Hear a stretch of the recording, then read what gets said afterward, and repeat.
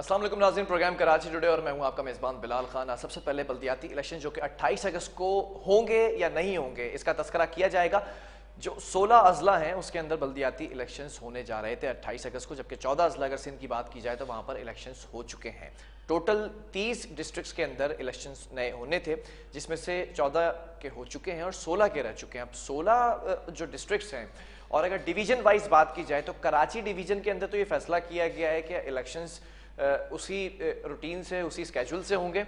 लेकिन हैदराबाद डिवीजन के अंदर अभी भी कशमकश ये पाई जा रही है कि आया इलेक्शंस हो सकते हैं या नहीं हो सकते। जो इलेक्शन कमिश्नर्स हैं डिस्ट्रिक्ट के, वो तमाम ख़त अरसाल कर चुके हैं चीफ इलेक्शन कमिश्नर को कि हम मुख्तलिफ डिस्ट्रिक्ट की अगर बात करें, मुताद्दिद डिस्ट्रिक्ट की, तो वहाँ पर सूरत हाल कशीदा है, इलेक्शंस नहीं करवा सकते। कराची का जो मसला है, कराची के मसले को बेसिकली आज डिस्कस करेंगे कि कराची के जो 7 डिस्ट्रिक्ट्स हैं उनमें से एक डिस्ट्रिक्ट है जो आफतज़दा करार दिया गया है। क्या टोटल 7 डिस्ट्रिक्ट के अंदर 28 अगस्त को इलेक्शंस होने जा रहे हैं या नहीं होने जा रहे हैं, इसी पर ब्रीफ करेंगे। हमारे साथ नुमाइंदा K21 news Tariq Kazmi on call मौजूद। तारिक, ब्रीफ कीजिएगा, आपके पास क्या अपडेट्स हैं अब तक इलेक्शन कमिश्नर की जानिब से, क्या कहा गया है, और जो डेप्यूटी जो डिस्ट्रिक्ट इलेक्शन कमिश्नर्स हैं उन्होंने अपने जो खुतूत अरसाल किए हैं उसमें क्या कहा गया है? देखिए, फिलहाल मैं सबसे पहले आपको तफसीलात से आगाह करता चलूं कि 28 अगस्त को जो इलेक्शन होने थे वो इलेक्शन कमीशन ने जो अभी जो है वो 23 अगस्त को 8:36 पे एक वजारती पैगाम जारी किया, जिसके अंदर कहा गया कि 28 अगस्त को होने वाले जो बल्दियाती इलेक्शन हैं वो अब कराची की तमाम जिलों में अपने जो शेड्यूल है उसके मुताबिक होंगे। जबकि हैदराबाद का कहा जा रहा था कि हैदराबाद में कैंसिल कर दिए गए, जराए की जानिब से ही चलाई जा रही थी खबरें। लेकिन दूसरी जानिब उन्होंने वाज़ेह किया कि हैदराबाद डिवीजन में इलेक्शन जो भी फैसला करेगा, इलेक्शन कमीशन जो भी फैसला करेगा वो वोटर की सहूलत को मद्देनजर रखते हुए किया जाएगा। दूसरी चीज ये कि नौशेर फिरोज की जो डेप्टी कमिश्नर हैं उन्होंने जो खत लिखा है, शहीद बेनजीर आबाद के जो डेप्टी कमिश्नर हैं जो रेटिंग ऑफिसर भी कहलाते हैं, उन्होंने भी खत लिखा है। जिला कोरंगी के हैं, उन्होंने भी खत लिख दिया है इलेक्शन कमीशन को कि जो है वो हालात जो है वो ऐसे नहीं है कि इलेक्शन जो है कराया जाए, क्योंकि सरकारी स्कूलों में जो है वो ज्यादातर पोलिंग स्टेशन बनाए जाते हैं, सिक्योरिटी उनको दी जाती है, उनके इर्द गिर्द के रूट को जो है वो क्लियर किया जाता है, तो उसके बाद जो है वो इलेक्शन का जो है वो इनेकाद किया जाता है। ठीक है। इलेक्शन कमीशन ने अभी महकमा मौसमियात की जानिब जो है वो बॉल बढ़ा दी है कि बताया जाए कि बारिशें जो है वो 25 अगस्त तक खत्म हो जाएंगी या 25 अगस्त के बाद भी ये जारी की जाएगी। अच्छा, 24 और 25 को जो मेट्रोलॉजिस्ट हैं उन्होंने बारिश की प्रेडिक्शंस की हैं, क्या लगता है अगर 24 और 25 को बारिश होती है तो उसके बाद 28 अगस्त की अगर इजाजत मिल भी जाती है अभी बिलफर्ज, तो क्या 28 अगस्त को सूरत हाल कराची के अंदर मुतमईन बख्श होगी कि इलेक्शंस कराए जा सकें? पोलिंग स्टेशंस की अगर बात की जाए तो वहां पे जो सूरत हाल है वो मुतमईन बख्श होगी? देखिए, फिलहाल तमाम रिटर्निंग ऑफिसर्स जो हैं वो उनको ये कहा गया है कि 25 अगस्त के बाद जो है वो सूरत हाल को, क्योंकि 25 अगस्त की रात को एक इजलास होना है, बारिशें जैसे खत्म होती हैं, क्योंकि बताया गया महकमा मौसमियात की जानिब से कि 24 और 25 अगस्त को जो है वो तेज बारिशें मुतवक्किल हैं। नया स्पेल बारिश का वो सिंध के अंदर, वो कराची के अंदर जो है दाखिल हो रहा है। उसके बाद फैसला किया जाएगा 25 अगस्त की रात को कि इलेक्शन की क्या सूरत हाल है, नकातियात की क्या सूरत हाल है, कि आया कि इलेक्शन जो है वो कराए जा सकते हैं मुख्तलिफ अजला में या नहीं कराए जा सकते। अच्छा, मैं आपको बताऊं कि 16 अजला के इलेक्शन हो चुके हैं, जिसके अंदर जो है वो भारी अक्सरियत से जो है पाकिस्तान पीपल्स पार्टी ने वहाँ पे वोट मार्जिन लिया है, मुख्तलिफ सियासी जमातों ने उनका मुकाबला हुआ है। जबकि कराची के अंदर जो है वो काफी जो है सियासी जमात क्योंकि कशमकश का शिकार है, अभी तक मामला समझ नहीं आ रहा है कि इलेक्शन होने या नहीं होने। अदालत उस्मा की जानिब से लेकिन तारिक, एक सवाल यहाँ पर यह भी है, इलेक्शन कैंपेन चलाई जाती हैं मुख्तलिफ सियासी जमातों की जानिब से, जिनके कैंडिडेट खड़े होते हैं इलेक्शन के अंदर, तो वो गहमा गहमी भी नहीं देखी जा रही है इलेक्शन कैंपेन्स की।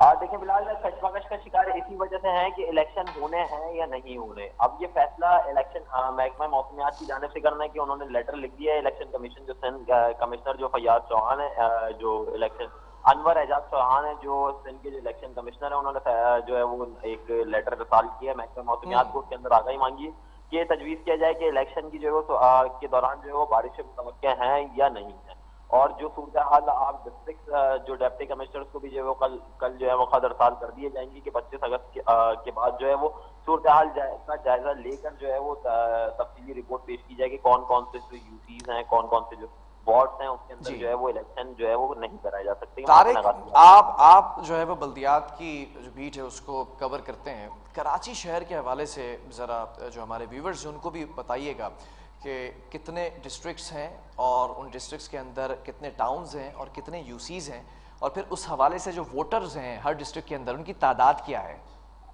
देखिए बिलाल, मैं आपको बताऊं कि कराची के अंदर जो है वो पहले क्योंकि जब पुराना टेन्योर जो गुजरा उसके अंदर 6 डिस्ट्रिक्ट हुआ करते थे, कि जिसके अंदर साउथ था, ईस्ट था, वेस्ट था, सेंट्रल था, मलीर था, कोरंगी था। ठीक है।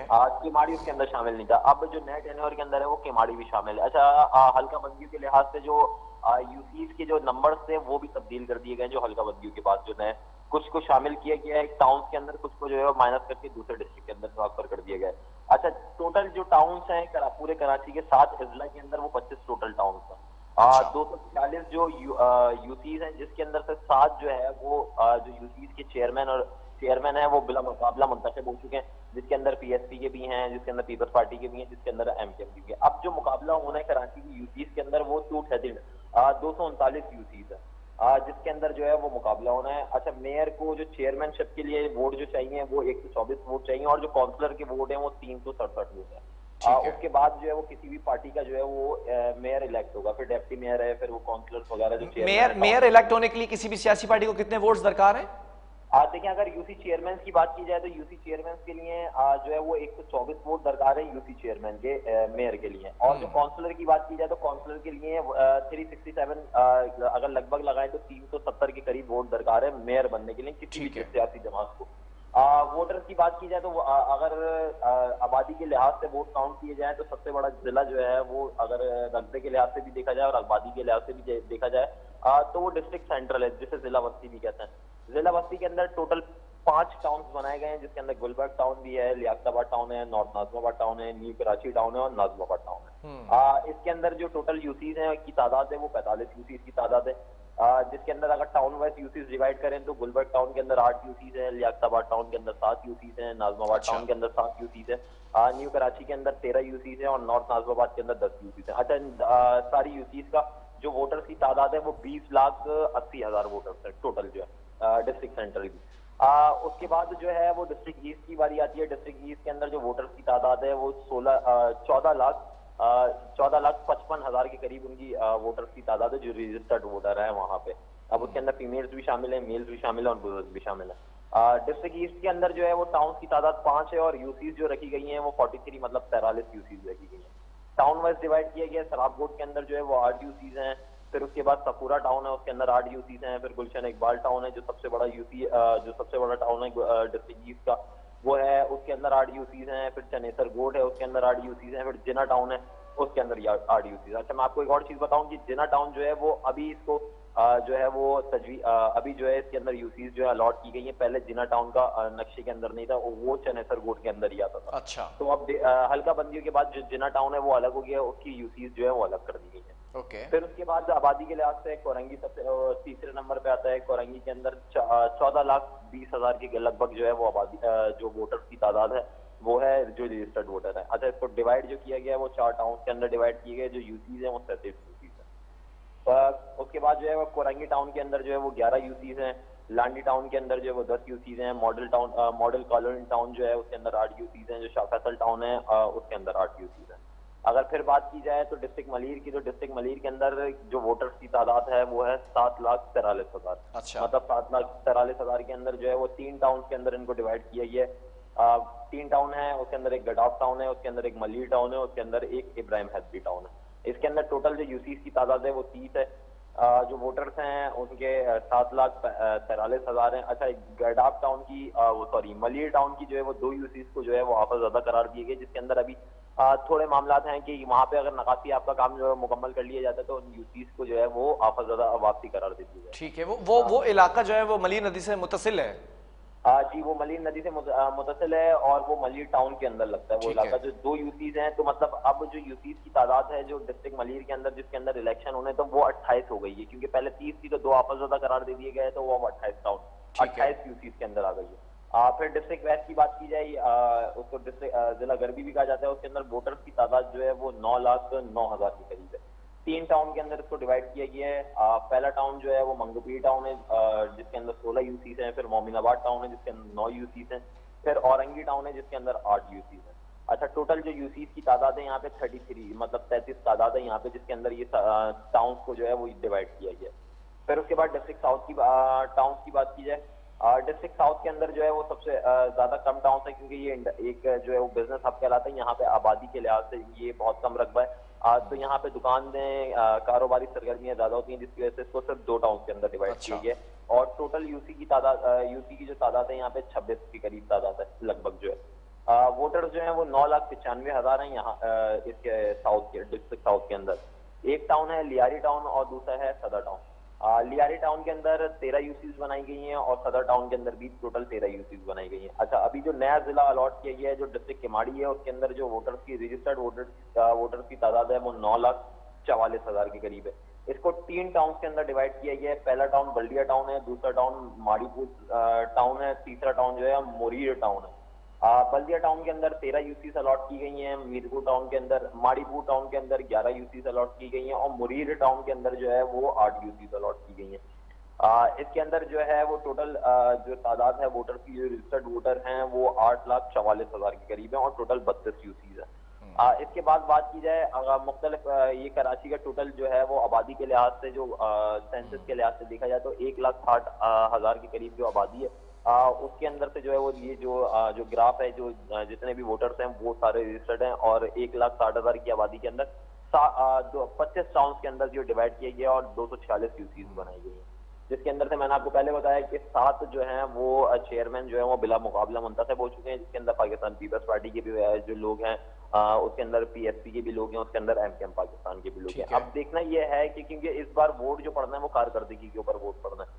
2 दिन कबल अगर बारिश रुकती है तो उसके बाद अगर किसी भी सियासी जमात, क्योंकि जो 14 साल से बरसर इक़्तिदार है वो पाकिस्तान पीपल्स पार्टी है, अगर पीपल्स पार्टी काम नहीं करती तो जो है वो कराची के जो लोग हैं, वो जो बल्दियाती इंतखाबात हैं उसके अंदर वो पीपल्स पार्टी के, ऑब्वियसली बात है वो पीपल्स पार्टी के अगेंस्ट ही वोट देंगे। अच्छा, कुछ वाकयात ऐसे हैं, आज इलेक्शन कमीशन की जानिब से जो है वो खबरें चलाई गई कि जो है वो इलेक्शन ठट्टा के अंदर, बदीन के अंदर, हैदराबाद के अंदर और कश्मीर के अंदर वो मुलतवी कर दिए गए, लेकिन उसके बाद जो है वो उन्होंने तरदीद की कि ऐसा कुछ नहीं हुआ।